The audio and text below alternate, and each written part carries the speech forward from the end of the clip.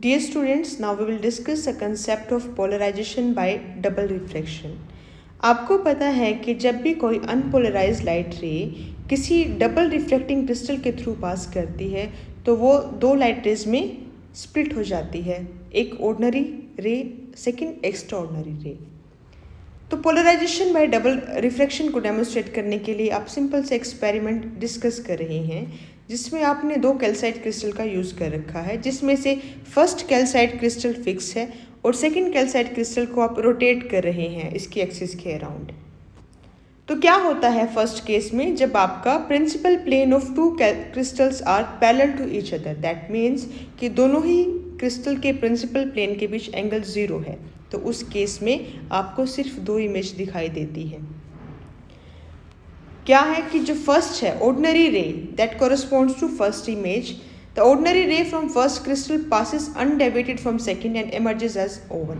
Ordinary ray आपका undeviated आपको मिलता है, लेकिन एक्स्ट्रा ऑर्डिनरी रे आपका जब सेकंड क्रिस्टल के थ्रू पास करता है तो इसमें कुछ डेविएशन प्रोड्यूस हो जाता है, लेकिन एक्स्ट्रा ऑर्डिनरी रे क्रिस्टल से एमर्ज आउट होती है पैरेलल टू ऑर्डिनरी रे, कि आपका जो सेकंड क्रिस्टल्स हैं उससे निकलने वाली दोनों ही ऑर्डिनरी और एक्स्ट्रा ऑर्डिनरी रेज एक दूसरे के पैरेलल होंगी, जिनकी कोरस्पॉन्डिंग आपको दो इमेजेस स्क्रीन के ऊपर दिखाई देती है। उसके बाद आप क्या करते हैं, आप सेकंड क्रिस्टल को रोटेट करना शुरू कर देते हैं। जैसे ही आपने सेकंड क्रिस्टल को रोटेट करना शुरू किया तो आपको स्क्रीन के ऊपर 4 इमेजेस दिखाई देती हैं। क्यों? Because the rays from first crystal, जो आपका फर्स्ट क्रिस्टल की दो रेज थी ऑर्डिनरी और एक्स्ट्रा ऑर्डिनरी रे, वो अगेन दो रेज में स्प्लिट हो जाती है, that give rise to 4 images, और उन इमेजेस को आप बोलते हैं O1, E1, O2 and E2। और सेकंड क्रिस्टल के रोटेशन जैसे जैसे आप इंक्रीज करते हैं, मतलब जैसे जैसे आपका जो दो आपके प्रिंसिपल प्लेन्स हैं उनके बीच जो एंगल बन रहा था, जैसे जैसे वो एंगल इंक्रीज होता है तो क्या होता है, आपका O2 और E2 उसकी इंटेंसिटी तो इंक्रीज होना शुरू हो जाती है, और जो आपका ओरिजिनल लाइट रेज थी O1 एंड E1 उसकी इंटेंसिटी डिक्रीज होना शुरू हो जाती है। लेकिन जैसे ही आपके इन दोनों क्रिस्टल के प्रिंसिपल प्लेन्स के बीच एंगल 45 डिग्री हो जाता है, उस केस में आपके चारों ही इमेजेस की इक्वल इंटेंसिटी होती है। आप अगेन फर्दर इंक्रीज कर रहे हैं, 45 डिग्री तक हमने डिस्कस कर लिया। 45 डिग्री तक आपने देखा कि जो ओरिजिनल रेस है उनकी इंटेंसिटी डिक्रीज हो रही है और O2 और E2 की इंटेंसिटी इंक्रीज हो रही है।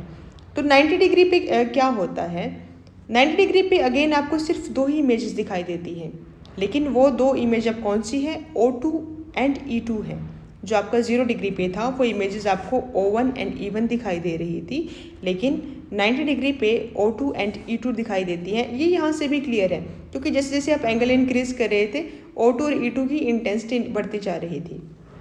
लेकिन 90 डिग्री के फर्दर एंगल इंक्रीज करने से क्या होता है, 90 डिग्री से अगर आप ऊपर एंगल लेके जाते हैं, अगर आप सेकंड क्रिस्टल को फर्दर रोटेट करते हैं जिससे कि आपका एंगल इंक्रीज हो रहा है दोनों के प्रिंसिपल प्लेन्स के बीच, तो आप क्या देखते हैं कि O1 एंड E1 वो दोबारा से आपके स्क्रीन के ऊपर अपीयर होना शुरू हो जाते हैं, और O2 एंड E2 उनका जो इंटेंसिटी है वो कम होना शुरू हो जाता है। ऐसा कब तक होता है, ऐसा 135 डिग्री एंगल तक होता है, जब आपके चारों के चारों इमेजेस की जो इंटेंसिटी है वो इक्वल हो जाती है।